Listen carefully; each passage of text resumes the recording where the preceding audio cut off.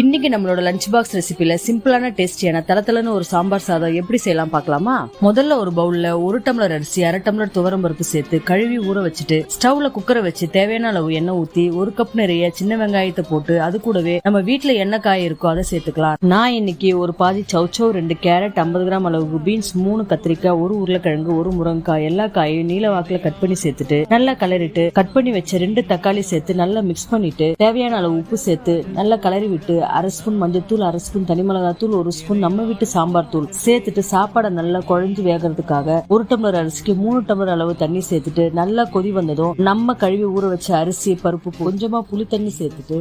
குக்கர்ல 4 விசில் வந்ததும் திறந்து நல்லா கலரிட்டு ஒரு சின்ன பேன்ல 2 ஸ்பூன் நெய் சேர்த்து கொஞ்சமா கடுகு, சீரகம், கொஞ்சமா சின்ன வெங்காயம், 2 காஞ்ச மிளகா, கொஞ்சமா கருவேப்பிலை, 1 ஸ்பூன் பெருங்காயத்தூள் சேர்த்து நல்லா கலரிட்டு 1 ஸ்பூன் அளவுக்கு நெய் சேர்த்து கொஞ்சமா கொத்தமல்லி தூவி இறக்குனா நம்மளோட சாம்பார் சாதம் ரெடி. இது